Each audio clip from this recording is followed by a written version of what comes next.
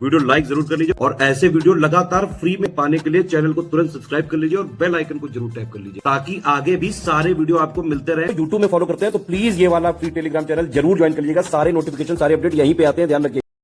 UPPSC अपर prelims का exam 6 दिसंबर 2026 को प्रस्तावित है ऑफिशियल कैलेंडर के हिसाब से, और जिसकी एग्जाम प्रीपोनमेंट की कोई भी संभावना नहीं बन रही है क्योंकि आज तक आयोग ने कोई भी एग्जाम प्रीपोन नहीं किया है। स्टडी फॉर सिविल सर्विस की तरफ से फ्रेश पेड बैच शुरू किया गया है प्रिपरेशन के लिए। फ्रेश पेड बैच में आकर के आप शुरुआत से पूरी तैयारी कर सकते हैं। अगर आप पहले प्रीलिम्स मिस करते रहे विभिन्न कारणों से, 1-2 नंबरों से आपका रुकता रहा है, तो आप इस बैच को ज्वाइन करिए। अगर आप मेहनत करते हैं तो सही गाइडेंस यहाँ पर मिलेगा, सही स्टडी मटेरियल मिलेगा और सारी वो चीज़ें कराई जाएंगी इस पेड बैच में, जिससे आप अपना कट ऑफ क्लियर कर सकें प्रीलिम्स में। प्रीलिम्स और मेंस के भी हमारे बैच चल रहे हैं 2025 मेंस के लिए, 2026 मेंस के लिए। इंटरव्यू की तैयारी हमने कराई है 2024 वालों को, और उनके रिजल्ट भी में भी आप देखेंगे फाइनल रिजल्ट जब भी आएगा। Maximum selection study for civil service के ही होते रहे हैं बिना किसी डाउट के। स्टडी फॉर सिविल सर्विस का इंस्टीट्यूट पुराना इंस्टीट्यूट है, ट्रस्टेड इंस्टीट्यूट है, आप इसको ज्वाइन कर सकते हैं। फ्रेश पेड बैच शुरू हुआ है 19 मार्च से। इसमें आकर के आप पूरी तैयारी कर सकते हैं प्रीलिम्स की। 200 से भी ज़्यादा दिवस बाकी है, बिल्कुल पर्याप्त समय है। अगर आप जीरो से तैयारी करना चाहते हैं, बेसिक से कभी भी आपने बीसीएस की तैयारी नहीं की है, तब भी आप इस पेड बैच में आकर के पूरी तैयारी कर सकते हैं, बशर्ते आप एलिजिबिलिटी क्राइटेरिया पूरा करते हो, यानी ग्रेजुएट हैं, तो तुरंत ही आकर के यहाँ पर बेसिक बुक से तैयारी शुरू कर सकते हैं। 3 स्टेज की स्ट्रैटेजी हम यहाँ पर बताने जा रहे हैं आपको। 3 स्टेज की स्ट्रैटेजी के हिसाब से हम प्रिपरेशन कराते हैं क्योंकि अभी इनफ टाइम है। जब लास्ट टाइम बचता है तो हम लोग क्रैश कोर्स के हिसाब से कराते हैं। 3 स्टेज की स्ट्रैटेजी आप ज्वाइन कर सकते हैं। 3 स्टेज की स्ट्रैटेजी में पूरी प्रिपरेशन आप कराई जाएगी, यानी बिल्कुल बेसिक से 0 लेवल से फिर इंटरमीडिएट लेवल पर, फिर एडवांस लेवल तक कट ऑफ निकालने वाली पूरी तैयारी यहाँ पर होगी।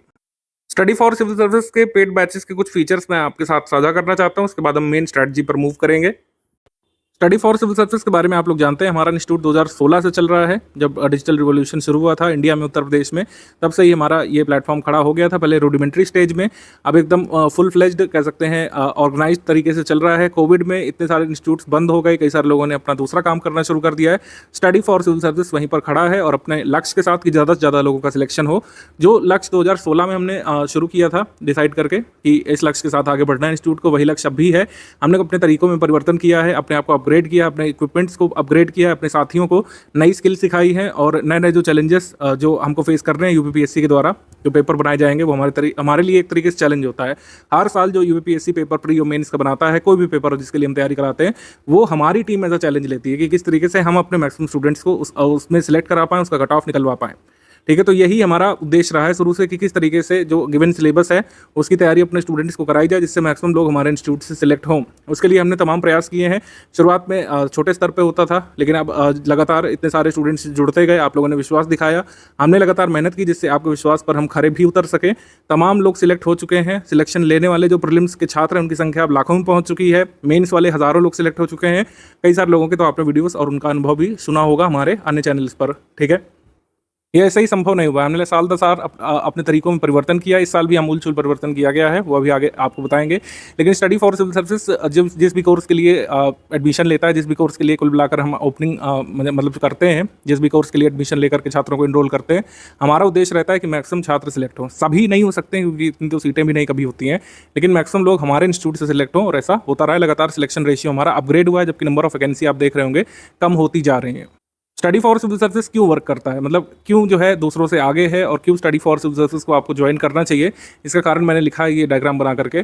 सारी चीज़ें सबसे पहली बात एक जगह पर मिल जाती है। एक जगह पर का मतलब है कि आपने टेलीग्राम ग्रुप हमारा ज्वाइन किया, बस आपको ये करना है कि जो भी यहाँ पर दिया जाएगा, जैसे अभी हम बेसिक स्ट्रैटेजी बताएंगे, कुछ दिनों बाद इसी ग्रुप में आगे की स्ट्रैटेजी बताएंगे, किस तरीके से प्रीलिम्स के लिए मूव करना है, कैसे कैसे बेसिक बुक खत्म करने के बाद आपके टेस्ट वगैरह होंगे, बेसिक बुक्स के बाद आपके बेसिक टेस्ट होंगे, उसके बाद एडवांस लेवल की जो सामग्री दी जाएगी आगे उसके टेस्ट होंगे, पेड क्विज कैसे होगी, लगातार करंट अफेयर मिलता जाता है। आपको किसी चीज़ के लिए बाहर वेट करने की ज़रूरत नहीं पड़ती है कि फला मैगजीन छपेगी तो हम पढ़ेंगे। जैसे कई सारे लोग जो गाइड हैं वो क्या करते हैं कि दूसरे मटेरियल को बता देते हैं कि जब ये मैगजीन छपे तो आप ये पढ़ लेना, जब ये वाली बुक आए तो ये पढ़ लेना। इस तरीके से आपकी स्ट्रैटेजीज़ को प्लान कराते हैं। हमारे यहाँ पर ऐसा नहीं है। अगर आप हमारे यहाँ पर इनरोल्ड हुए हैं तो सब कुछ यहीं से मिलता है। यहीं से मतलब स्टडी फॉर सिविल सर्विस के पेड टेलीग्राम ग्रुप से आपको सब कुछ मिलता है, यानी कि प्रीलिम्स का करंट अफेयर मिलता है जो मंथ वाइज आता है, नेशनल इंटरनेशनल करंट अफेयर पूरा उसमें कवर होता है, Uttar Pradesh specific current affair अब मंथ वाइज मिलता है आपको। पिछले 1-2 वर्षों से मंथ वाइज अपने उत्तर प्रदेश करंट अफेयर भी देना शुरू किया है। एक मंथ में निश्चित तारीख पर 12 तारीख के करीब आपको मिल जाता है ग्रुप में। करंट अफेयर के अलावा जीएस की पूरी प्रिपरेशन यहाँ पर होगी। शुरुआत बेसिक लेवल पर, फिर प्रीलिम्स ओरिएंटेड लेवल पर, फिर एडवांस लेवल पर टफ क्वेश्चंस के लिए आपको तैयार कराया जाएगा। सारा डेटा सेट जो भी होता है, कई सारे डेटाज आपको तैयार करने पड़ते हैं। जैसे जनगणना भी शुरू हो चुकी है अगली वाली, खैर उसके फैक्ट तो बहुत दिन बाद आने की संभावना है, लेकिन जितना भी डेटा वगैरह होता है, नई रिपोर्ट्स जो आती हैं, उसके एसोसिएटेड फैक्ट्स, टाइमली अपडेट्स सारे जो जरूरी होते हैं यहाँ पर मिल जाते हैं आपको। हमारे प्रैक्टिस रिसोर्सेज सबसे इनरिच्ड है। हमने देखा है कि कई सारे लोग भले ही हमारा पेड ग्रुप ना ज्वाइन करें, एकदम लास्ट में एग्जाम आने पर स्टडी फॉर सिविल सर्विसेज की प्रैक्टिस रिसोर्सेज पर मैक्सिमम ट्रस्ट करते हैं। जैसे इस समय आरओ का एग्जाम ले लें आप, जो अभी हाल में हुआ था, उसमें सभी ने स्टडी फॉर सिविल सर्विसेज की टेस्ट सीरीज परचेज की थी, चाहे लीगल माध्यम से चाहे लीगल माध्यम से। और इसका कारण भी है, स्टडी फॉर सिविल सर्विस की टेस्ट सीरीज सबसे ज़्यादा एग्जाम ओरिएंटेड होती है। हमारा टेस्ट सीरीज का डिपार्टमेंट है पूरा, नई टेस्ट सीरीज बनाई जाती है, जबकि दूसरों के यहाँ क्या है, टाइपिस्टों की टीम होती है, वो पुराने सवालों को लेकर के तोड़ मरोड़ करके ऑप्शन ऊपर नीचे दाएं बाएं करके देते हैं, जिससे खास लाभ नहीं मिल पाता है आपको। हमारी टेस्ट सीरीज टीम इस तरीके से टेस्ट ड्राफ्ट करती है, जैसे आयोग का जो पैनल होता होगा, अब ये प्रक्रिया तो ट्रांसपेरेंट है नहीं जो हम बता पाएं, लेकिन आयोग जिस तरीके से अपना काम करता होगा हमारे हिसाब से, जो एग्जामिनर्स का पैनल होगा वो अपने अपने क्वेश्चन ड्राफ्ट करते होंगे, वैसे ही हमारा टेस्ट सीरीज डिपार्टमेंट नए क्वेश्चन ड्राफ्ट करता है हमेशा ही, ठीक है, जिससे मैक्सिमम बेनिफिट आपको मिलता है। सबसे जो जरूरी टॉपिक्स होते हैं उसकी प्रैक्टिस हम इतनी बार करा देते हैं कि उससे जो क्वेश्चन पूछे जाते हैं प्रीलिम्स में आप कर ले जाते हैं और आपका कट ऑफ निकल जाता है। तो सबसे ज़रूरी चीज़ है कमिटमेंट। हमारा सपोर्ट लॉन्ग टर्म के लिए होता है। जैसे ये ग्रुप अभी हम शुरू कर रहे हैं, पहला ग्रुप 2026 का, आप देखेंगे कि 12 महीने, 16 महीने, 17 महीने बाद भी हमारी वही एनर्जी रहेगी, वही हमारा कमिटमेंट रहता है। बार बार आपसे फ़ी चार्ज नहीं की जाती है। अगर एग्ज़ाम 1-2 महीने टल भी जाता है, जैसे एग्ज़ाम ये टला है 2025 वाला, पहले जल्दी होना था लेकिन अब ये टल गया है, ऐसे ही कई बार एग्ज़ाम टल जाते हैं 2-3 मंथ के लिए, तो हम अपना सपोर्ट जारी रखते हैं हमेशा ही। जहाँ तक फिजिबल होता है, study for civil service team अपना सपोर्ट मेंटेन करती है, ठीक है।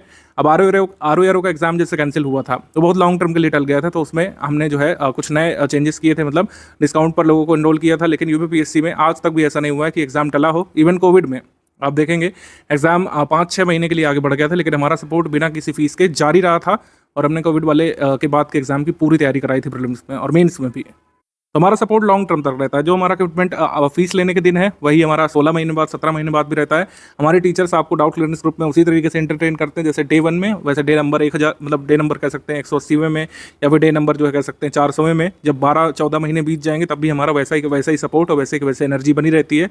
आपकी एनर्जी भले ही डाउन हो जाए, आप भले ही अपने लक्ष्य से इधर उधर दाएं बाएं हो जाए, लेकिन हमारा सपोर्ट हमेशा बना रहता है। हमारे टीचर्स आपको डाउट बताएंगे, हमारा करंट अफेयर रेगुलर बेसिस पर आएगा आपके टेलीग्राम ग्रुप में। जो भी नए अपडेट्स होंगे, जो भी नया स्टडी मटेरियल होगा, वो टाइमली अपडेट किया जाता रहेगा, ठीक है। Consistent support through out your journey बना रहता है। आपकी यात्रा में हम हमेशा साथ दिखेंगे आपको। आप भले ही यात्रा से इधर उधर हो जाएं, आप भले ही जो है पढ़ाई छोड़ दें कि कुछ और करने लगे, जब तक हमारा कमिटमेंट होता है जिस भी कोर्स के लिए, वो हमारा कोर्स चलता रहता है लगातार, ठीक है। तो इसी तरीके से 2016 से हम लोग चला रहे हैं। साल दर साल जो एग्जाम की डिमांड होती है उसको पूरा करने के लिए minor changes here and there पूरे कोर्स में किए जाते हैं, लेकिन हमारा मॉडल वही है कि कमिटमेंट रहेगा। जो भी कमिटमेंट किया गया है उसको पूरा किया जाएगा, और पूरा प्रयास हमारी टीम करेगी कि आपका कट ऑफ निकले। अगर आप पढ़ेंगे, हमारा पढ़ाया हुआ एग्जाम में आता है, आपका कट ऑफ जरूर निकलेगा।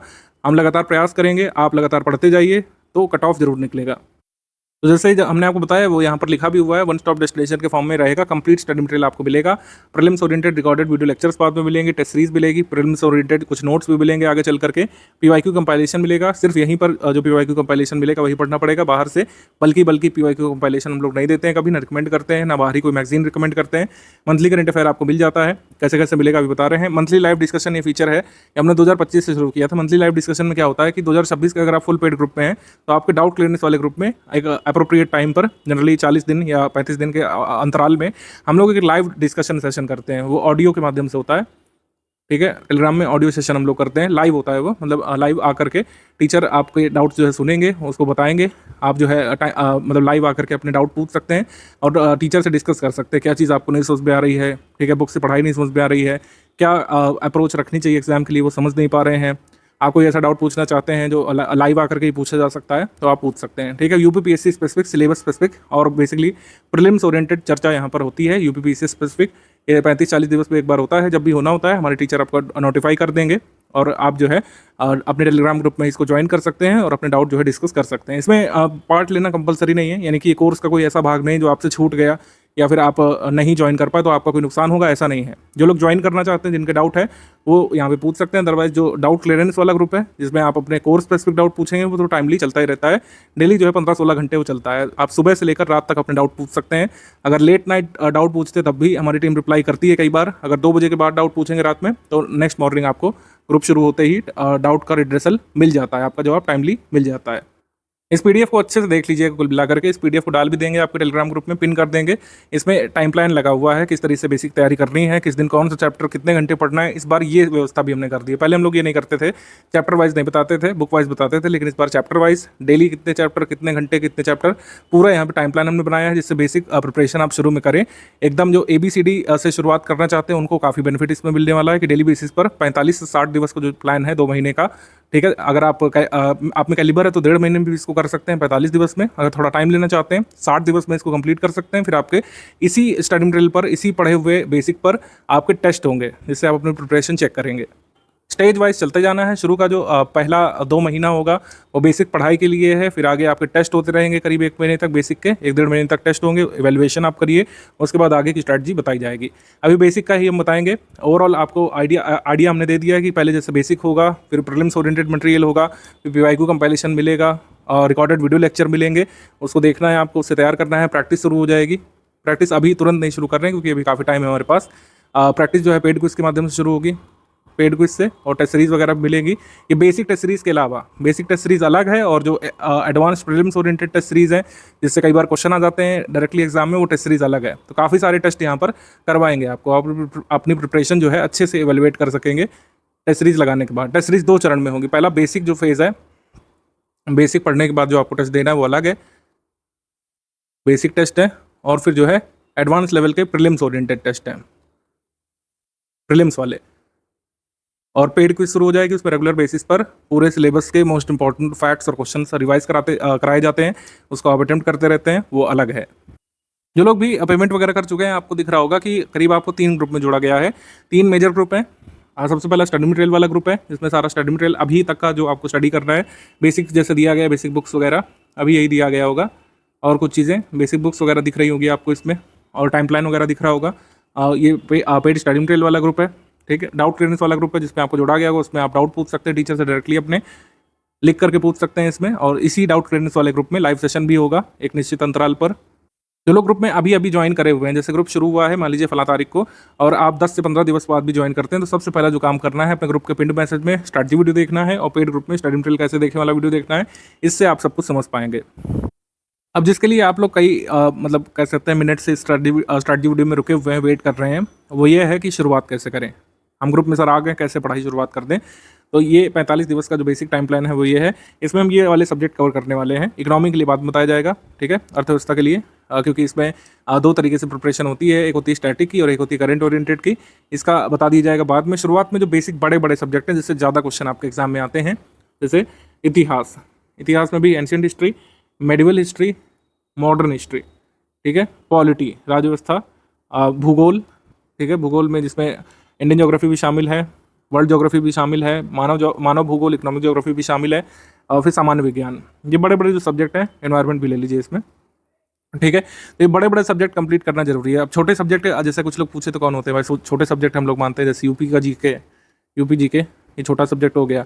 आर्ट एंड कल्चर, प्रीलिम्स में आर्ट कल्चर से बहुत कम ही सवाल आते हैं, तो आर्ट कल्चर ये छोटा सब्जेक्ट हो गया।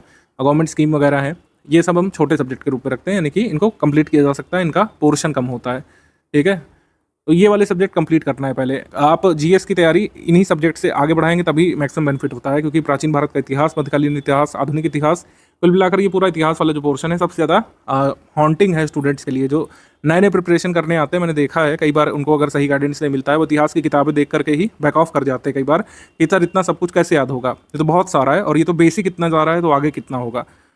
अगर इतिहास इतना है तो भूगोल कितना कितना होगा, सामान्य विज्ञान कितना कितना होगा। कई बार लोगों के लिए हॉन्टिंग होता है, लेकिन कोई चिंता वाली बात नहीं है। अगर आप ये टाइम प्लान फॉलो करेंगे, सब कुछ आसान लगने लगेगा। थोड़ा सा शुरू में आपको बर्डन महसूस हो सकता है, लेकिन अगर टाइम प्लान के ये वाले फेज से आप गुजर गए, बेसिक वाले से, बाद में चीज़ें बहुत आसान हो जाएंगी, प्रीलिम्स के लिए और मेंस के लिए भी। तो शुरुआत में इन सारे सब्जेक्ट की कुछ बेसिक किताबें हम रिकमेंड करेंगे। उसकी एक फेस्ड रीडिंग आपको करनी है, सिस्टमैटिक रीडिंग करनी है, स्ट्रक्चर्ड रीडिंग करनी है। उसके बाद आपके टेस्ट होंगे। ये वाला फेज से अगर आप गुजर गए तो बाकी जो स्टडी मटेरियल मिलने वाला है आपको प्रीलिम्स वाले ग्रुप में, जिन लोगों ने मेंस का ज्वाइन किया होगा मेंस वाले ग्रुप में, तब आपकी राह बहुत आसान हो जाएगी। हमारी कुछ बेसिक बुक्स हैं और समरी पीडीएफ है, जिनका अध्ययन शुरू में आपको करना है। ये डे वाइज हमने लगा दिया है। इसमें देखिए हमने तारीख नहीं डाली है, तारीख हमेशा ही आपका कह सकते हैं और डामाडोल कर देती कॉन्फिडेंस, क्योंकि तारीख में फिर टाइम बाउंड हो जाता है। इसमें हमने तारीख नहीं डाली, इसमें डेट डाला है। किसी भी दिन से आप शुरू कर सकते हैं। हमारा ग्रुप शुरू हुआ है आज, और हो सकता है आप 10-15 दिवस बाद ज्वाइन करें, तब आपके लिए डे 1 उस तारीख से शुरू होगा जिस तारीख से आप टाइम प्लान फॉलो करना शुरू करेंगे।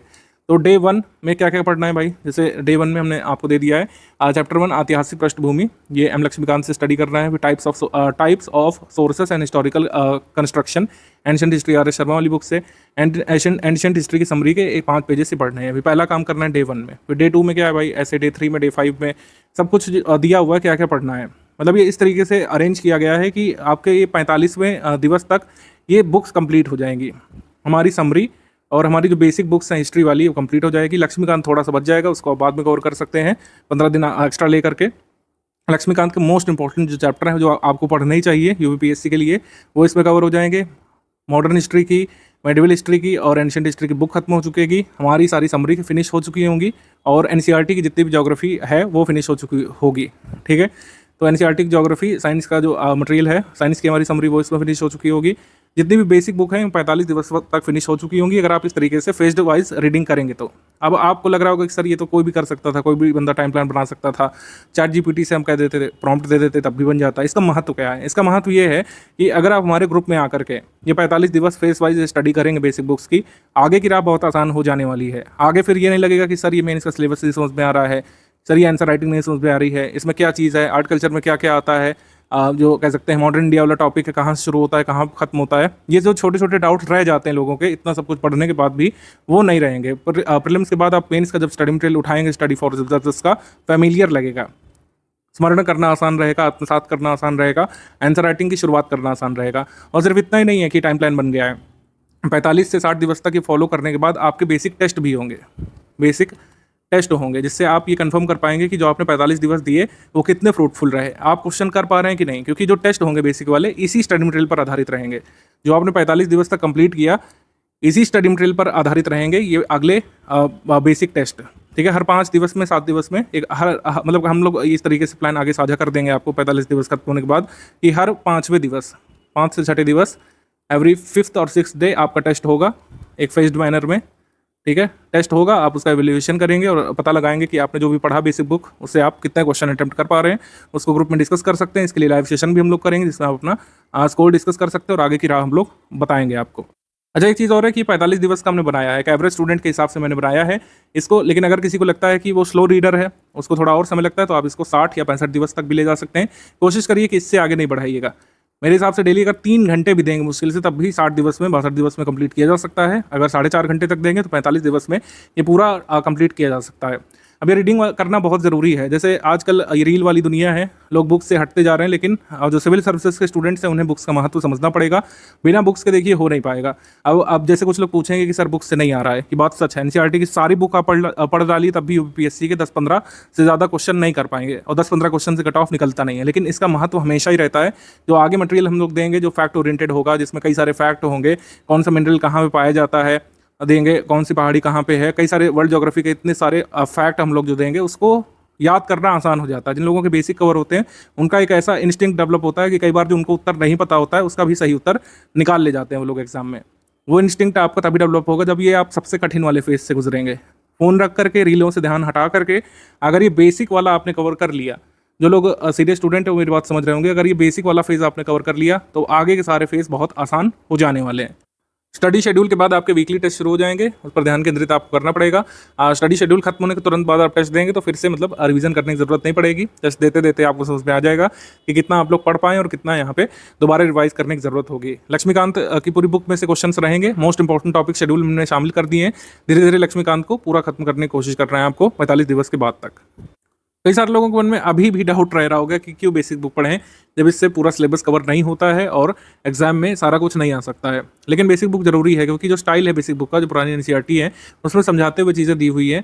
तो कई बार जो इंट्रोडक्शन है वो बहुत शॉर्ट होना चाहिए। इंट्रोडक्शन भले ही ओवरऑल सिलेबस को कवर ना करे, लेकिन आपके अंदर रीडिंग हैबिट डेवलप करेगा कि आप चीज़ों को लिंक कैसे करते हैं। बहुत छोटे से बच्चों जैसी भाषा में समझाते हुए जब चीज़ें एडवांस लेवल तक बढ़ती हैं आगे, तो उसको समझने में, आत्मसात करने में आसानी रहती है। कौन सी जगह पर विश्व के कौन से हिस्से पर कौन सा मिनरल पाया जाएगा, ये रटने को तो रटा भी जा सकता है, लेकिन अगर आपकी स्किल्स अच्छी हैं, अगर आपने बेसिक कंप्लीट किया है, कई बार आपके सामने ऑप्शन होगा, आपने नहीं पढ़ा होगा कि कौन सी जगह पर कौन सा मिनरल मिलेगा, लेकिन आपके सामने अगर क्वेश्चन होगा तो आप उसमें सही अंदाजा लगा लेंगे, क्योंकि आपने लिंक किया होगा हर चीज़ को। आपने जो कह सकते हैं जलवायु है, जलवायु यानी जो क्लाइमेट है उसको पढ़ा है, वर्ल्ड क्लाइमेट को पढ़ा है। इसके साथ आपने जियोलॉजी पढ़ी है अच्छे से, इसके साथ आपने सॉइल वगैरह पढ़ा है। इन सबको लिंक करके आप कहीं ना कहीं अंदाज़ा लगा लेंगे कि कौन सी जगह पर कौन सा मिनरल मिलेगा। ये ऐसा ही वर्क करता है, ये मैं आपको वैसे नहीं समझा सकता जब तक आप खुद नहीं पढ़ेंगे।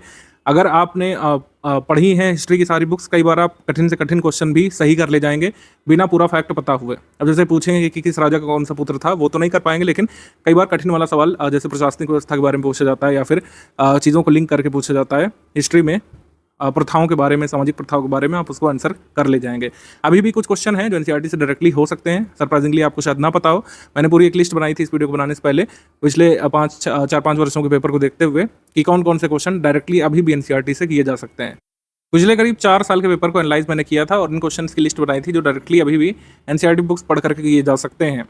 ठीक है, जैसे ये वाला आप सवाल ले लीजिए, कौन सी हिमालयन पर्वत श्रेणी में स्थित नहीं है। तो अगर आपको सिर्फ ये पता होता कि ऐसे नाम वाले पर्वत ज़्यादातर जो है ये साउथ इंडिया में है, या फिर हम लोग कह सकते हैं सतपुड़ा के नीचे ही मिलेंगे, ऐसे नाम वाले पर्वत सतपुड़ा के नीचे मिलेंगे। हमसे पूछा है हिमालयन पर्वत श्रृंखला श्रेणी में कौन कौन शामिल हैं, तो अगर आपने ये 2 एलिमिनेट कर लिए तो ये 2 आंसर आप कर सकते थे, इसका आंसर डी वाला आप निकाल सकते थे। ऐसे ही कई सारे प्रश्न हैं। ये वाले देखिए, ये तो डायरेक्टली एनसीईआरटी के फैक्ट पे आधारित है। पहला वाला, भारत छठा सबसे बड़ा देश है, कितना एरिया कवर करता है, पूरी तरीके से ट्रॉपिक जोन में आता है कि नहीं आता है।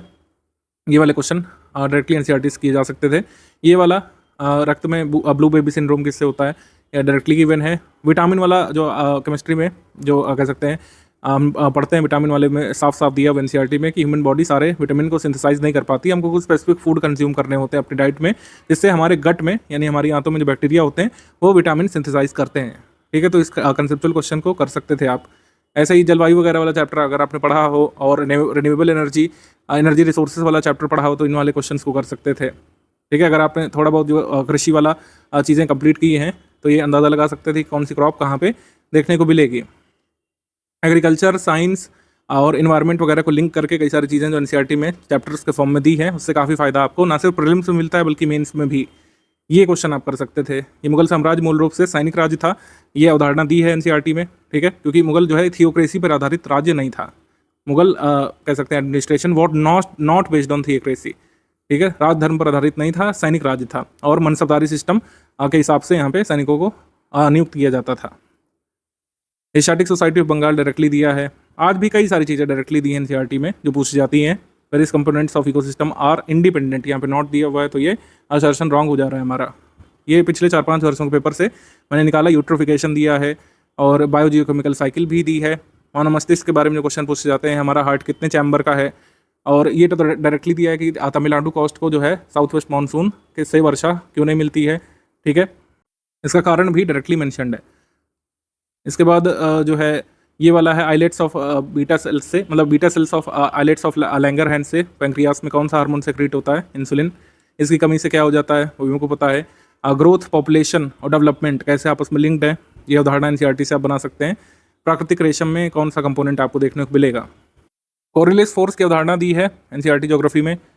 ये 2024 वाले कुछ क्वेश्चन है जिसमें इस तरीके से आंसर की आयोग जारी करता था निशान लगा करके। तो हिमालय अभी भी ऊंचा क्यों हो रहा है, ये 9th क्लास की ज्योग्राफी चैप्टर में गिवन है। टेक्टोनिक प्लेट्स अभी भी टकरा रही हैं।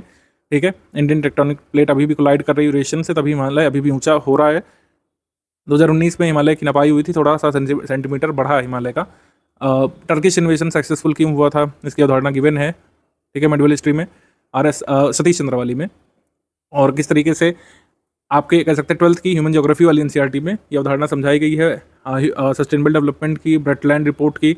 लिमिट टू ग्रोथ जो है ये क्लब ऑफ रोम का है, इसके बारे में मेंशन्ड है। तो कुछ ऐसा नहीं कि बिल्कुल भी क्वेश्चन एनसीईआरटी से नहीं आ रहे हैं, लेकिन इतने सब्सटेंशियल नहीं कि पूरा कट ऑफ निकल जाए। लेकिन बेसिक अगर आप कवर करते हैं तो इन क्वेश्चंस का लाभ तो मिलता ही है। मेंस का जब आप पढ़ने जाते हैं तो काफ़ी फायदा उससे मिलता है मेंस के मैटर को समझने के लिए, क्योंकि मेंस का मैटर किसी भी जगह से आप पढ़ें, चाहे आप हमारे यहाँ से पढ़ें चाहे कहीं से भी, मेंस के मैटर में बेसिक से नहीं पढ़ाया जाता। मेंस के मैटर में सिलेबस के हिसाब से पढ़ाया जाता है। जो सिलेबस में है उसको एक्सपैंड किया जाता है, जिससे आंसर राइटिंग में आपके लिए हेल्प मिले, आंसर राइटिंग में आप उन कह सकते हैं पॉइंट्स को यूज़ कर पाएँ।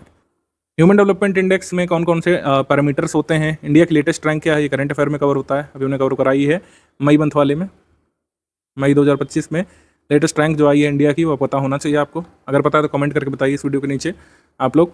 माल्थस की थ्योरी जो है ये गिवन है एनसीईआरटी में डिटेल में। एसिड रेन का भी पूरा कंसेप्ट समझाया गया है और ये अवध का जो एनेक्सेशन किया गया था उसके बारे में भी कहानी मेंशन्ड है। तो ऐसा नहीं है कि बिल्कुल भी क्वेश्चंस नहीं आ रहे, इतने तो मैंने ही गिना दिए, जबकि ओवरऑल देखा है अभी थोड़ा डेप्थ तक देखा जाए तब और भी मिल जाएंगे। मतलब 15 क्वेश्चन तो 150 में से मिल ही जाते हैं आज भी एनसीईआरटी से। ये लाभ है। और दूसरा लाभ तो मैंने बता ही दिया, ओवरऑल अंडरस्टैंडिंग बनती है। जो कठिन वाले कई बार फैक्ट जो पूछे जाते हैं उसको तैयार करने में कहीं ना कहीं इनडायरेक्टली एनसीईआरटीज हेल्प करती हैं। यूपीपीएससी में कितने टॉपिक से कितने क्वेश्चन बनते हैं, कौन कौन से टॉपिक जरूरी होते हैं, उस टॉपिक से कितने क्वेश्चन आते हैं, इसका आइडिया शुरू से होना चाहिए। इसके लिए हम चार्ट देते हैं आपको स्ट्रैटेजी पीडीएफ में। ये शुरू से ही भान होना चाहिए कौन सब्जेक्ट सबसे ज़रूरी वाले हैं। जैसे हिस्ट्री ऑफ इंडिया, इसमें एंशिएंट, मेडिवल, मॉडर्न तीनों ही शामिल हैं। Ancient history, medieval history, modern history. मैंने जानबूझ करके इसमें अलग अलग से आपको नहीं बताया क्योंकि तीनों ही बहुत महत्वपूर्ण हैं। पहले 4-5 वर्ष पहले ऐसा कहा जाता था और वो सत्य भी थी ये बात कि आप मॉडर्न हिस्ट्री पर फोकस करिए, एंशिएंट मेडिवल छोड़ दीजिए या फिर बहुत मिनिमल फोकस उस पर रखिए। लेकिन ऐसा नहीं है। अब एंशिएंट से ज़्यादा क्वेश्चन हो सकते हैं पूरे पेपर में। मेडिवल से ऐसा हो सकता है ज़्यादा क्वेश्चन आ जाए, मॉडर्न से कम आ जाए। तो पूरी हिस्ट्री को कवर करना है। एटलीस्ट शुरुआत में तो पूरी हिस्ट्री पर ही फोकस करना है। जब एकदम एग्जाम नज़दीक होगा तो आगे की स्ट्रैटेजी आपको बताएंगे। 2024 वाले पेपर में जो दिसंबर में हुआ था 26 सवाल आए थे हिस्ट्री से। 2023 में भी आइडेंटिकल रहा था, 26 आए थे। 2022 में 24 आए थे। 2021 में 19 रह गए थे। 2020 में 22 आए थे। 2019 में भी 22 आए थे। तो हिस्ट्री ऑफ इंडिया से 20+ क्वेश्चन हमेशा ही एक्सपेक्टेड होते हैं। जरूरी टॉपिक है आपका।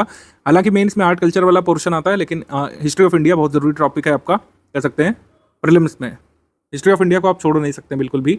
1/6 हिस्सा है पूरे पेपर का अगर आप कैलकुलेट करें तो इंडियन हिस्ट्री बहुत जरूरी टॉपिक है। इकोनॉमी ऑफ इंडिया, इससे 15 सवाल आए थे, इस बार ज़्यादा आए थे, पहले कम रहते थे। ठीक है, पहले इकोनॉमी से कम सवाल आते थे, लेकिन अब स्टैटिक भी पूछा जा रहा है, करंट अफेयर भी। इकोनॉमी का हम आगे आपको बताएंगे, शुरुआत के 45-60 दिवस के बाद इकोनॉमी का अलग से प्लान आपको बताएंगे, तो देखिएगा। उसमें जनरल साइंस का क्लियर है, जो टाइम प्लान फॉलो करेंगे उसमें जनरल साइंस का आपका बेसिक बनेगा। बाद में जो बेसिक मटेरियल के बाद जो प्रीलिम्स ओरिएंटेड मिलेगा उससे आप ये क्वेश्चन कंप्लीट कर ले जाते हैं। 24 आए थे, 19 आए थे पहले, 22-24 इस तरीके से आते हैं। इंडियन पॉलिटी से अब 20+ क्वेश्चन आने लग रहे हैं, पहले कम आते थे। 20+ क्वेश्चन जो इंडियन पॉलिटी से रहते ही रहते हैं, तो ये बहुत इंपॉर्टेंट टॉपिक अब बन चुका है। ठीक, ज्योग्राफी बहुत इंपॉर्टेंट है, 23 सवाल इससे रहते हैं और अब बढ़ेंगे ही सवाल। जिस हिसाब से पैटर्न चेंज हो रहा है, ज्योग्राफी पर खासा फोकस किया जा रहा है आयोग के द्वारा। पहले देखिए 16, 17 रहते थे, लेकिन अब जो है 23 सवाल, 25 तक भी हो सकते हैं आपके प्रीलिम्स में। मतलब 2025 वाले में आपके प्रीलिम्स में 25 तक अभी हो सकते हैं, 26 वाले में। एनवायरमेंट इकोलॉजी से 6 प्रश्न आए थे, कभी कभी 12-13 तक भी आ जाते हैं, तो ये एक जरूरी टॉपिक है। कम जरूरी वाले टॉपिक कौन से भाई? Uttar Pradesh current affair, Uttar Pradesh GK, miscellaneous कम क्वेश्चन आए थे, लेकिन मिसलेनियस भी एक इंपॉर्टेंट टॉपिक है, पास्ट में इससे काफ़ी पूछा गया है। तो मिसलेनियस आगे मिलेगा, इसके लिए बिल्कुल टेंशन नहीं लेना है। मिसलेनियस बहुत लेटेस्ट वाला हम लोग देते हैं, बहुत कम पेजेस पे होता है, वो आगे मिलेगा। अभी बेसिक पर फोकस करना है और करंट अफेयर पर शुरुआत से फोकस बनाना है, क्योंकि सबसे बड़ा पोर्शन तो यही है। अगर आप देखें पूरे पेपर का सबसे बड़ा पोर्शन यही है। अगर इसमें आप इकोनॉमी करंट अफेयर भी शामिल कर लें तो इकोनॉमी करंट अफेयर शामिल करके ये 35 हो जाता है पूरा। यहाँ पे इकोनॉमी करंट अफेयर शामिल कर लें तो 33 हो जाएगा, यहाँ पे शामिल कर लें तो 36 हो जाएगा। इकोनॉमी करंट अफेयर और जो नेशनल इंटरनेशनल करंट अफेयर है, उत्तर प्रदेश करंट अफेयर को भी शामिल कर लें तो पूरे पेपर में 40 सवाल तो इसी से आते हैं। कैसे कवर होगा ये हमने आपको जीएस वाले के लिए तो बता दिया बेसिक, कि जैसे जैसे टाइम प्लान है वैसे वैसे फॉलो करना है 45 से 60 दिवस तक। उसके बाद बेसिक टेस्ट देना है। जीएस के लिए तो सॉर्टेड है।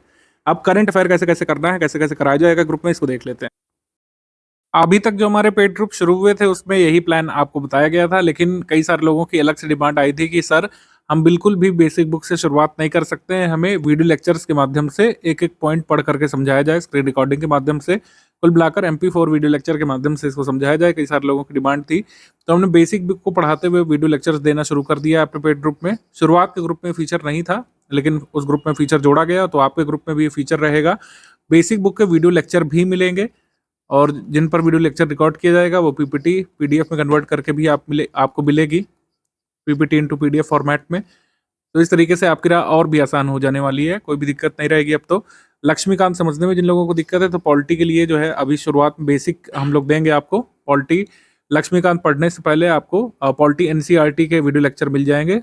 उसको पढ़ने के बाद, उससे समझने के बाद पॉलिटी लक्ष्मीकांत और भी आसान हो जाएगी। भले ही 45 दिवस में आप पूरा ना कर पाएँ, लेकिन अगर पहले वीडियो लेक्चर से आएंगे, वीडियो लेक्चर पढ़ते हुए आएंगे, बेसिक से पढ़ते हुए, तब बेसिक बुक की रीडिंग आसान हो जाएगी, लक्ष्मीकांत की रीडिंग आसान हो जाएगी। तो ये मैं बाद में हिस्सा रिकॉर्ड कर रहा हूँ कि आपके जो रीडिंग टाइम प्लान में जो वीडियो लेक्चर हैं वो भी इंक्लूड कर दिए गए हैं। सभी बेसिक बुक जो कि हमने आपको रिकमेंड की उसके जो है वीडियो लेक्चर मिलेंगे आपको ग्रुप में। और पॉलिटी हम लोगों ने नहीं शामिल किया था शुरुआत में, पॉलिटी एनसीईआरटी, लेकिन पॉलिटी एनसीईआरटी के भी शुरुआत में आपको वीडियो लेक्चर प्रोवाइड कर दिए जाएंगे। लेटेस्ट अपडेट है आपके कोर्स में, ये पुराने ग्रुप को फीचर दिया गया था तो आपके ग्रुप में भी शामिल कर लिया गया है। ठीक है, तो बेसिक बुक के टाइम प्लान में आप रीडिंग तो है ही, लेकिन आपको जो है आपको सपोर्ट के लिए वीडियो लेक्चर भी मिलेंगे। वीडियो लेक्चर का टाइम प्लान आपके ग्रुप में साझा कर दिया जाएगा, किस दिन कौन सी बुक का कौन से सब्जेक्ट का वीडियो लेक्चर मिलेगा वो आपको अलग से ग्रुप में ही बता दिया जाएगा। ठीक है, आगे स्ट्रैटेजी वीडियो आप लोग कंटिन्यू करिए। Current affair study for civil services के द्वारा इस पेड बैच में कैसे कैसे मिलेगा इसको आप देखिए। इसमें पूरा सपोर्ट करंट अफेयर का मिलेगा, क्योंकि प्रीलिम्स और मेंस में काफी ज्यादा रोल है करंट अफेयर का। इंटरव्यू तक में आप देखेंगे कई बार इंटरव्यू के ट्रांसक्रिप्ट वगैरह हम साझा करते हैं, क्योंकि हमारे पास ज्यादातर इंटरव्यू वाले कैंडिडेट्स आते हैं। तो हमने आपको बताया कि करंट अफेयर से एसोसिएटेड सवाल इंटरव्यू तक में पूछ लिए जाते हैं। तो पूरी प्रिपरेशन के दौरान करंट अफेयर मजबूत रखना होगा आपको टॉपिक। हम लोग करंट अफेयर मंथली भी देते हैं यहाँ पर और डेली भी देते हैं। डेली करंट अफेयर यहाँ पर जो 6500 वाला पेड बैच ज्वाइन करते हैं, ठीक है, स्टडी मटेरियल वाला पेड बैच ज्वाइन करते हैं, जो फुल पेड बैच ज्वाइन करते हैं 9000 वाला, उनको यहाँ पे मिलता है। और जो लोग अन्य बैचेस ज्वाइन करते हैं स्टडी मटेरियल वाले, तो उनको डेली का मंथली कंपाइल करके दिया जाता है। तो 2 बैचेस में डेली करंट अफेयर आता रहता है। वो न्यूज़पेपर का सब्स्टिट्यूट के तरीके है। अगर आप स्टडी फॉर सिविल सर्विसेज के कंप्लीट पेड बैच में है तो डेली करंट अफेयर की जो पीडीएफ आती है वही सफिशिएंट है। फिर आपको कोई भी अलग से ट्रैक करने की जरूरत नहीं करंट अफेयर को, ना किसी मैगजीन के माध्यम से, ना डेली न्यूज़पेपर और एडिटोरियल्स के माध्यम से, ना एडिटोरियल एनालिसिस के माध्यम से, ना ही ट्विटर वगैरह फॉलो करना पड़ेगा। आराम से सारी चीजें करा दी जाएंगी यूपीपीएससी के स्तर को ध्यान में रखते हुए। Daily current affair daily basis पर पीडीएफ आता है। इसका पीडीएफ ही अपने आप में सेल्फ एक्सप्लेनेटरी और सफिशिएंट होता है। डेली बेसिस पर करंट अफेयर आपको मिलता रहता है। संडे को करंट अफेयर नहीं आता है, वो मंडे को कंपाइल करके दिया जाता है, जो भी संडे की न्यूज़ रह जाती है। तो मंडे करंट अफेयर थोड़ा सा वॉल्यूमिनस होता है, क्योंकि उसमें संडे की न्यूज़ भी शामिल करनी होती है हमको। डेली करंट अफेयर वाले की अगर हम बात कर लें तो हर मंथ में 4 तारीख को दिया जाता है। जिस करंट अफेयर से आप प्रीलिम्स एग्जाम में मैक्सिमम सवाल निकालते हैं वो यही करंट अफेयर की पीडीएफ है। इसका वीडियो भी हम लोग मंथली देते हैं, मंथली बेसिस पर। डेली करंट अफेयर की पीडीएफ मंथ वाइज आ जाती है। अब करंट अफेयर कब से कब तक का प्रिपेयर करना है, तो हमने ग्रुप में इसके लिए मैसेज भी दिया था पेड क्विज में कि 1 वर्ष का आइडियली तैयार करना पड़ता है। पिछले 8-9 वर्षों से यही पैटर्न रहा है कि पिछले 1 वर्ष के करंट अफेयर से 99, 97, 98% सवाल तक आ जाते हैं। एग्जाम डेट डिक्लेयर हो चुकी है, तो करंट अफेयर मंथली पीडीएफ कब से कब तक स्टडी करना है ये भी हमको पता चल चुका है। मंथली करंट अफेयर की पीडीएफ आपको दिसंबर 2025 से शुरुआत करना है और 15 नवंबर 2026 तक इसमें पढ़ते हुए जाना है, जो कि आगे हर मंथ वाइज 4 तारीख को अपडेट होती रहेगी। 15 दिन का जो लास्ट करंट अफेयर है, मतलब 1 नवंबर से 15 नवंबर तक का, वो अपडेट करके हम सेपरेट पीडीएफ देंगे। और हमेशा की तरह एग्जाम से करीब 3 वीक पहले, 21 दिवस 20 दिवस पहले हम एक टोटल पीडीएफ देते हैं रिवीजन के लिए, वो तो आपको पढ़ना ही होता है। तो करंट अफेयर सब कुछ ग्रुप से दिया जाता है। ग्रुप में दी हुई पीडीएफ से, वीडियो लेक्चर से आपके एग्जाम में आ जाएगा, बस आपको प्रिपेयर करते हुए चलना है। तो मंथली करंट अफेयर की पीडीएफ अनिवार्य रूप से आपको स्टडी करना है, इसका कोई सब्स्टिट्यूट नहीं है, ये कंपलसरी है, जिस पर मैंने टिक लगाया। ये मंथली करंट अफेयर की पीडीएफ आपको पढ़ना ही पढ़ना है। कोशिश करिए कि सारे मंथ की करंट अफेयर की पीडीएफ अगर आप 3 बार भी पढ़ के चले गए और जो लास्ट कंपाइलेशन देते हैं उसकी 1 बार रीडिंग करके चले गए, करंट अफेयर के सवाल आपको परेशान नहीं करेंगे आपके एग्जाम में। टॉप 500 करंट अफेयर जो हम लोग देते हैं, टॉप 500 एमसीक्यू करंट अफेयर, इसमें छोटे छोटे एमसीक्यू बना करके करंट अफेयर को दिया जाता है। ये प्रैक्टिस के लिए होता है। मान लीजिए आप मंथली करंट अफेयर देख चुके हैं और कुछ लोग बिना प्रैक्टिस के खुद को पक्का नहीं मानते हैं कि उन्होंने तैयार किया, तो प्रैक्टिस के लिए ये दिया गया है। करंट अफेयर की प्रैक्टिस भी आप भरपूर करिए। पेड क्विज में प्रैक्टिस हो ही रही है लगातार, उसमें करंट अफेयर के सवाल आते हैं। टेस्ट सीरीज में काफी करंट अफेयर की प्रैक्टिस होगी, लेकिन सेपरेटली करंट अफेयर के क्वेश्चंस की प्रैक्टिस के लिए टॉप 500 एमसीक्यू दिए जाते हैं। ये प्रिफरेबल है, मतलब ये कह सकते हैं ये आपकी प्रेफरेंस पे है, ये मैंडेटरी पीडीएफ नहीं है। इसको आप छोड़ भी सकते हैं अगर आपको लगे कि आप ओवरबर्डन हो रहे हैं या फिर सभी चीज़ों को तैयार करने का समय कई बार लास्ट मोमेंट में नहीं बचता है, तो आप टॉप 500 स्किप कर सकते हैं। लेकिन मंथली करंट अफेयर तो आपको पढ़ना ही है एग्जाम के लिए, इसका कोई सब्स्टिट्यूट नहीं है। ठीक है, UP special current affair, UP special current affair हम देते हैं हर मंथ, क्योंकि जीएस 5-6 के लिए बहुत जरूरी है, सप्लीमेंट होता है। जीएस 5-6 में आपको अपडेटेड रहना पड़ता है छोटे छोटे इवेंट्स से भी, क्योंकि कीवर्ड्स आप एग्जाम में डाल सकें, उसके लिए आपको उत्तर प्रदेश के डेवलपमेंट्स पता होने चाहिए। तो उत्तर प्रदेश करंट अफेयर जो मंथ वाइज हम देते हैं, तो इससे क्या रहता है कि आप टोटल अपडेट समझ जाते हैं जो भी उत्तर प्रदेश में चल रहे हैं। आपको अलग से कोई लोकल न्यूज़पेपर, कोई न्यूज़ चैनल फॉलो करने की जरूरत नहीं पड़ती है। 2025 के प्रीलिम्स एग्जाम में नहीं आए थे ज्यादा सवाल यूपी स्पेशल से। यूपी कई बार यूपी जीके आता है स्टैटिक, और कई बार करंट अफेयर आता है। किसी एक साल में यूपी स्टैटिक ज्यादा आता है, किसी में करंट अफेयर ज्यादा आता है। तो हो सकता है कि अगले साल करंट अफेयर ज्यादा आ जाए। 4 क्वेश्चन तक आ सकते हैं यूपी करंट अफेयर के। जीएस 5-6 के लिए अनिवार्य रूप से आपको तैयार करना ही करना है, तो इसको भी आप स्किप मत करिए। जो ये यूपी करंट अफेयर आता है बाकायदा वीडियो के साथ हम लोग देते हैं, जैसे हम 17 तारीख को दे पाए थे, लेकिन 10 तारीख के बाद कभी भी आपके ग्रुप में आ सकता है। ठीक है, तो इसको वीडियो के साथ प्रेफरेबली पढ़िए। करंट अफेयर जो भी हम देंगे, जैसे मंथली करंट अफेयर आएगा, ये वीडियो क्लास के साथ आएगा।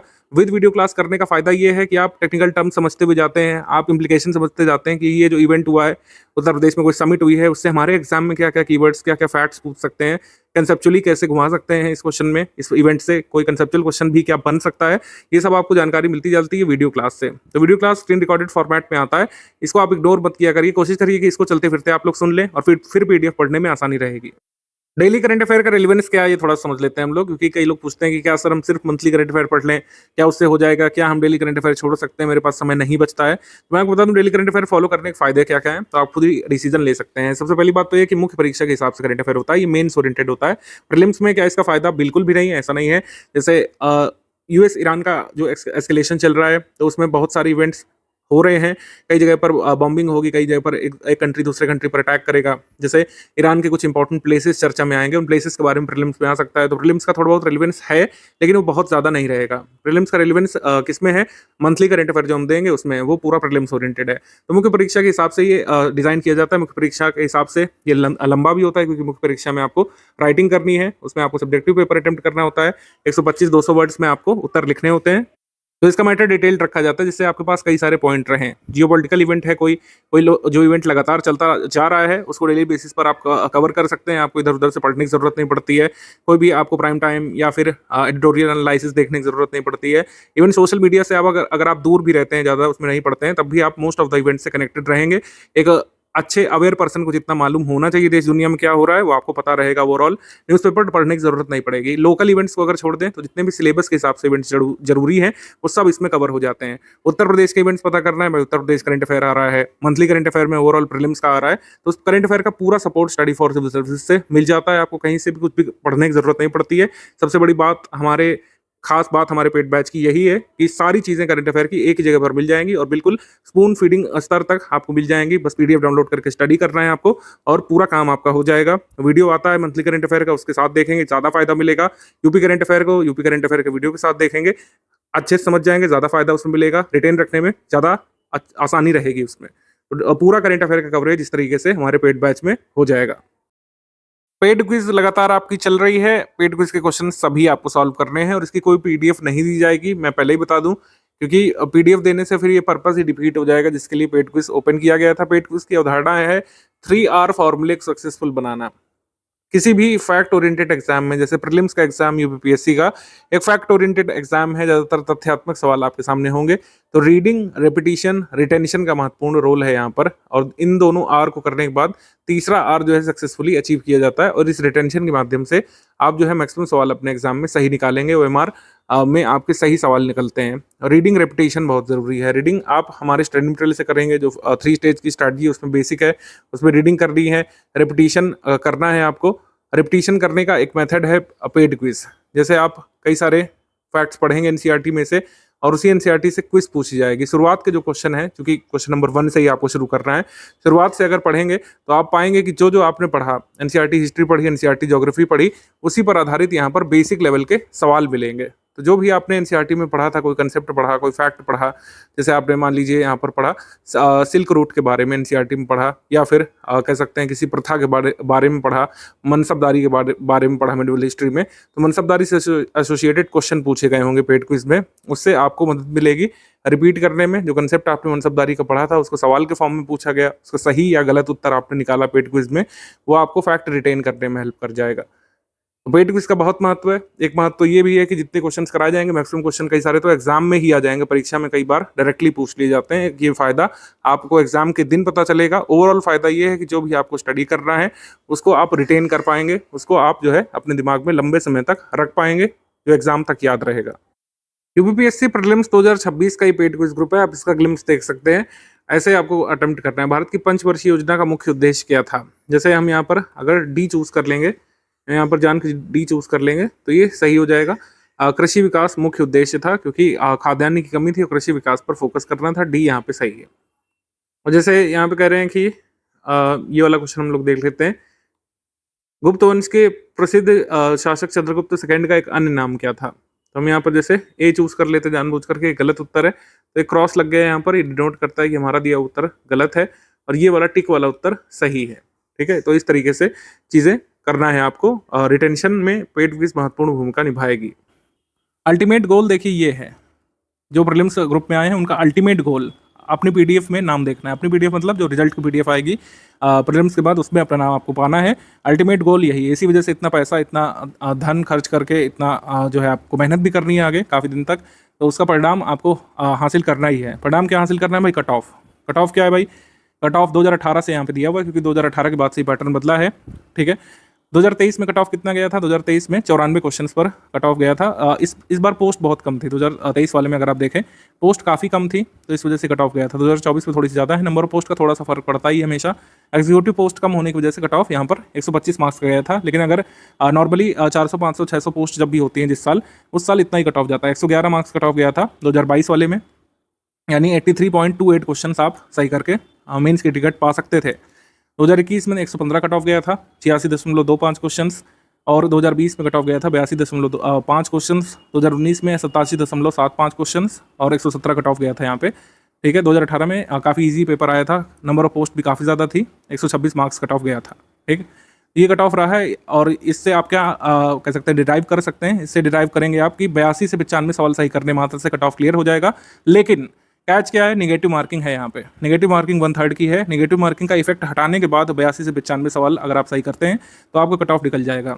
पढ़ाई करते समय टारगेट हमेशा ट्रिपल डिजिट के लिए करना है कि कम से कम 100 जो क्वेश्चंस हैं आप सही निकाल लें। 150 में से 100 सही क्वेश्चंस निकालने के लिए लगे रहना एग्जाम के दिन तक। बाकी एग्जाम के दिन तो डिसाइड होगा कि आप कितना तक पहुँच पा रहे हैं और क्या आइडियली कट ऑफ उस साल होना चाहिए। नेगेटिव मार्किंग का इफेक्ट हटा करके 100 क्वेश्चंस यानी कि ट्रिपल डिजिट तक पहुंचना आपका उद्देश्य होगा। लेकिन धीरे धीरे पहुंचेंगे। अभी से कट ऑफ के बारे में टेंशन लेना या फिर मार्क्स वगैरह कैलकुलेट करना समझदारी नहीं है। अभी तो आप बेसिक पर हैं, जितना बेसिक मजबूत करेंगे आगे की राह उतनी आसान होती जाएगी, ये ध्यान रखिए। टॉपिक वाइज वेटेज से हमको पता चलता है कि फर्स्ट प्रायोरिटी करंट अफेयर की भी होनी चाहिए, क्योंकि करंट अफेयर में जैसे हमने आपको बताया 40 तक सवाल आ सकते हैं। उत्तर प्रदेश करंट अफेयर को मिला करके, इकोनॉमी करंट अफेयर को मिला करके। हिस्ट्री फिर सेकंड प्रायोरिटी यहाँ पे होनी चाहिए, क्योंकि हिस्ट्री ऐसा टॉपिक है जिसमें अगर आप ज़्यादा क्वेश्चन से निकालते हैं तो दूसरों से आगे निकल जाते हैं, ठीक है। जनरल साइंस थर्ड प्रायोरिटी है, फिर इंडियन पॉलिटी है, फिर जो है ज्योग्राफी है, ठीक है। ज्योग्राफी काफ़ी बड़ा टॉपिक भी है, जिसका बेसिक नहीं कवर होता तो उनको 2 सब्जेक्ट में काफ़ी दिक्कत होती है, एक हिस्ट्री ऑफ इंडिया और एक ज्योग्राफी। तो इसी वजह से इन दोनों पर काफ़ी फोकस किया गया है कि इनकी बेसिक बुक आप जरूर कंप्लीट करें टाइमली, जिससे आगे की राह आसान रहे।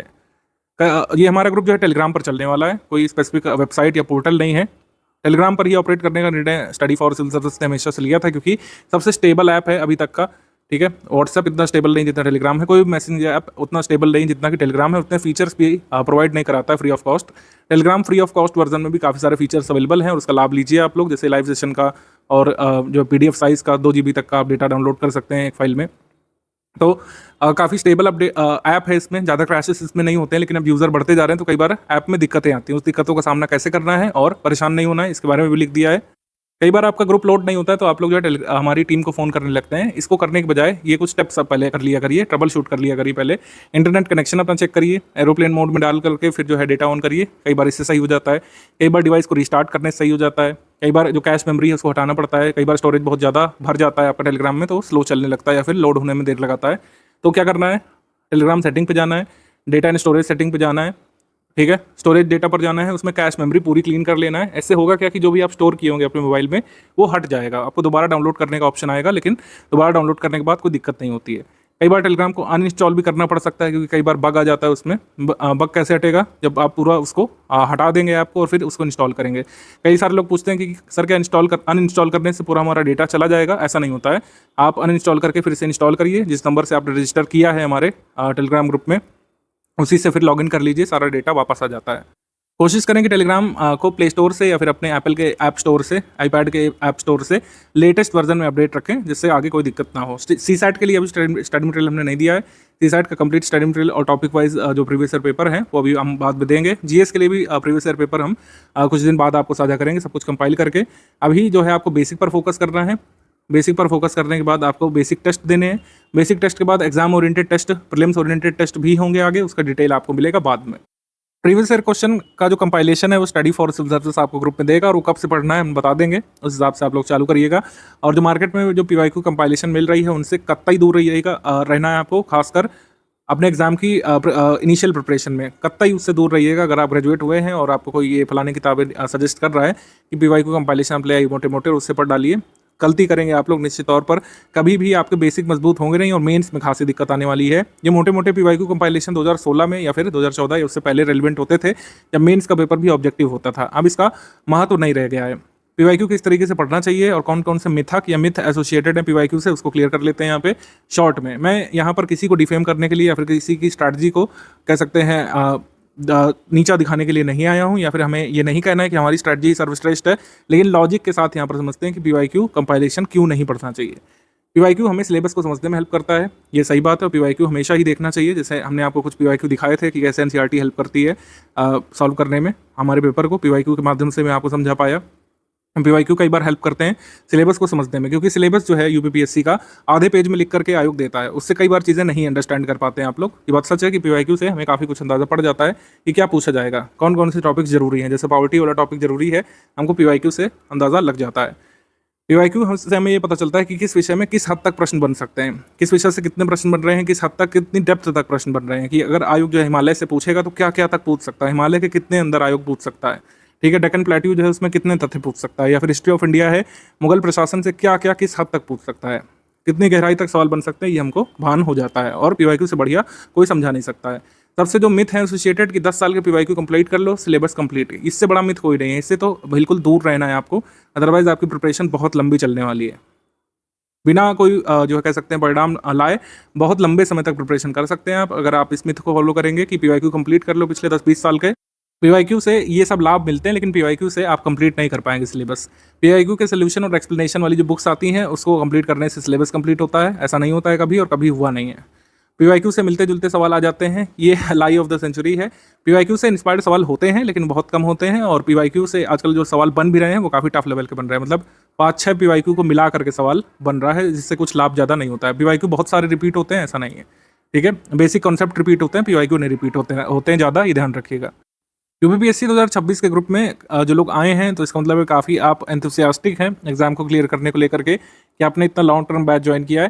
लेकिन ज़रूरी है कि कंसिस्टेंसी आपकी बनी रहे, पहले दिवस तक जो उत्साह रहता है वो डे नंबर 300 तक या डे नंबर 600 तक भी बना रहे तो अच्छा रहता है, तभी आपको लाभ मिलता है। कंसिस्टेंसी बहुत ज़रूरी है, निरंतरता बहुत ज़्यादा ज़रूरी है एग्जाम क्लियर करने के लिए, यूपीपीएससी जैसे एग्जाम को क्लियर करने के लिए, जिसका सिलेबस काफ़ी बड़ा है। आपको पेशेंस भी बनाए रखना पड़ेगा। कई बार लोगों की आस छूट जाती है कि अरे सर बहुत टाइम लग रहा है, ऐसा कैसे होगा, कई सारे सवाल गलत होंगे, पढ़ने के बाद भी टेस्ट सीरीज में सवाल गलत निकलेंगे। आपको पेशेंस बनाए रखना है, हार्डवर्क करते रहना है, कंसिस्टेंसी बनाए रखनी है, और बिलीफ अपने ऊपर रखना है, फोकस करते हुए कि हम जो पढ़ रहे हैं सही दिशा में काम कर रहे हैं, चीज़ें सुधरेंगी धीरे धीरे। ऐसा हो सकता है कि लगातार पढ़ने के बाद भी बेसिक टेस्ट में आप कम स्कोर कर पाएँ, क्योंकि बेसिक टेस्ट हमारी टीम थोड़ा सा टफ लेवल का ही बनाती है, जिससे आप लोग कंप्लेसेंट ना हो जाएं। तो ये नहीं सोचना है कि हमारे बहुत कम नंबर आ रहे हैं। अगर आप 50, 55, 60% भी स्कोर करेंगे टेस्ट में तो इसका मतलब है कि आपकी पढ़ाई सही दिशा में रही है और उसी हिसाब से आगे बढ़ते जाना है। कुछ लोग यहाँ पे सवाल करते हैं कि सर लंबे समय तक रिटेन करने के लिए हम क्या कुछ स्ट्रैटेजी अपना सकते हैं, तो मैं हमेशा कहता हूँ कि आप अपने हिसाब से स्ट्रैटेजी बनाइए। कुछ लोगों के लिए नोट मेकिंग वर्क करता है, नोट मेकिंग कुछ लोग करते हैं अपने डिजिटल डिवाइस में, आजकल नोट मेकिंग करने लग रहे हैं, तो नोट मेकिंग आप चाहें तो कर सकते हैं, चाहें तो आप जो है मल्टीपल टाइम्स रिवीजन वाला फॉर्मूला अपना सकते हैं। दोनों ही फॉर्मूला वर्क करता है। कई सारे लोगों ने बिना नोट्स बनाए अपना पूरा प्रीलिम्स क्लियर किया है मल्टीपल टाइम्स रिवीजन से, और कई सारे लोग नोट्स भी बनाते हैं, नोट्स से भी उनका काफ़ी फ़ायदा मिलता है। तो दोनों ही में से कोई मेथड आप अपना सकते हैं, दोनों के अपने अपने फ़ायदे नुकसान है। नोट मेकिंग में थोड़ा सा ज़्यादा टाइम लगता है, लेकिन ये काफ़ी इफेक्टिव तरीका है चीज़ों को लंबे समय तक रिटेन रखने का, याद रखने का। नोट मेकिंग में बस कोशिश करिए कि नोट्स आपके जो है रिलेवेंट रहें, शॉर्ट रहें। नोट्स अगर शॉर्ट नहीं कर पा रहे हैं आप, यानी कि हमारा जो मंथली करंट अफेयर का पीडीएफ है, अगर आप उसका नोट 30 पेज में बना रहे हैं तो कोई फायदा नहीं, उससे अच्छा तो आप मल्टीपल टाइम्स रिवाइज ही कर लें। शॉर्ट नोट्स रखने की कोशिश करिए कि अगर आप 6 पेज में हमारे मंथली करंट अफेयर को नोट कर पा रहे हैं तो उसको नोट किया करिए। आप शॉर्ट रखिए, रिलेवेंट रखिए, और ऐसा रखिए कि आप उसको रिवाइज भी कर पाएँ। तो नोट्स जो है शॉर्ट और रिलेवेंट होने चाहिए, तभी आपको मैक्सिमम बेनिफिट मिलेगा। जैसे हिस्ट्री एक बहुत इन्फॉर्मेशन डेंस टॉपिक होता है, इसमें आपको सक्सेसिव नोट्स बनाने का प्रयास करना चाहिए। आप जरूरी नहीं कि यही चार्ट फॉलो करें जो मैं आपको दिखा रहा हूँ, आप अपने हिसाब से कोई भी मेथड अपना सकते हैं। कुछ लोग डायग्राम बनाते हैं, कुछ लोग जो है ग्राफ बनाते हैं, कुछ लोग कॉज इफेक्ट डायग्राम बनाते हैं, कुछ लोग सनरे डायग्राम इस्तेमाल करते हैं। किसी भी तरीके का आपको मेथड हो, आपके लिए वर्क करना चाहिए। जैसे हिस्ट्री में कोशिश करिए कि इस तरीके के डायग्राम बनाया करिए जिसमें ये क्लियर रहे कि पहले कौन सा इवेंट हुआ, बाद में कौन सा इवेंट हुआ। इसमें याद करने में आसानी रहती है। जो इन्फॉर्मेशन जो रिटेन रखनी एग्जाम के लिए, उसको आप ब्लॉक में लिख सकते हैं या अलग से हाईलाइट करके रख सकते हैं। डेट्स वगैरह जरूर लिखिए हिस्ट्री में बीच बीच में, जिससे क्लियर रहे कि क्या क्रोनोलॉजी चल रही है। जैसे आंग्ल मैसूर युद्ध का ये नोट्स बनाया गया है, एनसीईआरटी और बेसिक बुक से बनाया गया है, मतलब एनसीईआरटी बेसिक बुक और स्टैंडर्ड बुक से मैंने बनाया है और मेजर सोर्सेज की हेल्प ली है। जरूरी नहीं कि सारी इन्फॉर्मेशन आपके नोट्स में आ जाए, जितना आपका कह सकते हैं सोर्स मटेरियल है। जैसे एनसीईआरटी से जो भी आप समझें, एनसीईआरटी का आप चैप्टर पढ़िए, हड़प्पन सिविलाइजेशन जो संबंधित है, आपके बुक में जो जो दिया हुआ है उसमें से आप नोट करिए। भले ही आपको लगे कि कुछ चीज़ें रह रही हैं, वो आगे कवर होंगी, पूरे मटेरियल में टेस्ट सीरीज से कवर होगी, कई सारे तथ्य आपको आगे मिलने वाले हैं, कोई टेंशन वाली बात नहीं है। लेकिन जितना आपको मिल रहा है, आप चाहें तो उसको नोट मेकिंग से आप तैयार करिए, चाहे मल्टीपल टाइम्स उसको रीड करके रिवाइज करके तैयार करिए। जो भी आप सिस्टम अपनाएं, यहाँ पे थोड़ा सा प्रोडक्टिव रहना चाहिए। कोशिश तो हमेशा करनी चाहिए कि कोई भी आप सामग्री पढ़ रहे हो, जैसे मैथ्स में नियम होता है कि खाली हाथ नहीं पढ़ा जाता है, पेन पेपर लेकर के पढ़ा जाता है, पेन नोटबुक लेकर के, वैसे ही जीएस में भी आदत बनाई करंट अफेयर में कि कुछ कुछ चीज़ें आप जरूर नोट करते जाएं, ठीक है। इससे एक अच्छी हैबिट बनती है लिखने की, और ये आंसर राइटिंग में भी हेल्प करेगी आगे चल करके। अब जैसे कोई कंसेप्ट बताया जा रहा है, दिल्ली सल्तनत का एडमिनिस्ट्रेशन आप स्टडी कर रहे हैं सतीश चंद्रा में, उसमें आप नोट कर सकते हैं कि दिल्ली सल्तनत का शासन प्रशासन कैसा चलता था, क्या हायरार्की होती थी, सल्तनत को कितने भागों में डिवाइड करते थे। पहले जैसे प्रोविंस होते थे, ठीक है, प्रोविंसेस को इक्ता कहा जाता था, इक्तादार जिसका हेड होता था, और शिक होते थे जो जिलों के समान होते थे, डिस्ट्रिक्ट के समान, शिकदार उसका हेड होता था, परगना ये आमिल इसको हेड करता था। गाँवों का समूह जो है ये 84 कई बार कहा जाता था। गाँव को जो है विलेज कहा जाता था, इसमें खुद मुकद्दम या चौधरी जो है रूल करते थे। मुगल एडमिनिस्ट्रेशन में गांव के लिए एक विशेष टर्म भी दिया जाता था जिसको देह बोलते थे, देह या फिर डी कहा जाता था। तो ऐसे छोटे छोटे फैक्ट्स जो है आप लिख करके रख सकते हैं। मतलब ऐसी जगह रखिएगा कि आप रिवाइज भी करें, ऐसा नहीं नोट करना है कि वो कहीं खो जाए और कभी आपके काम ना आए। सारी चीज़ें नहीं नोट करिए, लेकिन कुछ कुछ चीज़ें आप नोट करिए। क्या क्या नोट करना है, जैसे कुछ लोग नहीं समझ पाते हैं कि नोट क्या करना है। नोट क्या करें सर, सारे कुछ इंपॉर्टेंट लग रहा है शुरू में, तो आप क्या काम करिए कि अभी आप मल्टीपल टाइम्स रिवीजन पर फोकस करिए। जब टेस्ट दे लेंगे, पीवाईक्यू कंपाइलेशन थोड़ा सा पढ़ेंगे, तो आपको समझ में आएगा कि इस तरीके से क्या चीज़ नोट करना होता है। तो बिल्कुल भी टेंशन वाली बात नहीं है, आप लोग पढ़ाई यहाँ पे शुरू कर लीजिए। आज से आपका ग्रुप शुरू होता है, बेसिक बुक का टाइमलाइन फॉलो करना शुरू करिए। शुरुआत में थोड़ा सा बर्डन सम लग सकता है, कोशिश करें कि हर 7 दिन में एक ब्रेक भी ले सकते हैं आप। 45 दिवस का टाइम प्लान है, ये हार्ड एंड फास्ट रूल नहीं है कि इसको 45 डेज में ही कंप्लीट करना है। अगर आपको लगता है 45 डेज में नहीं हो सकता, मैंने आपको कहा कि आप 60 दिवस तक इसको ले जाइए, 65 दिवस तक आप ले जाइए, 70 दिवस तक वर्स्ट केस में आप ले जाइए, लेकिन इसको कंप्लीट करिए। इसको कंप्लीट करे बिना अगर आप आगे बढ़ना चाहते हैं तो हमेशा ही कई बार खुद को पीछे महसूस करेंगे आगे के फेजेस में। 45 दिवस ये अगर आपने गुजार लिए बेसिक बुक्स के साथ, तो आगे की प्रिपरेशन काफ़ी आसान हो जाने वाली है। डाउट क्लियरेंस वाला ग्रुप हमारा शुरू होता है। कोई भी आपका डाउट है, आप डाउट क्लियरेंस ग्रुप में पूछना शुरू कर सकते हैं।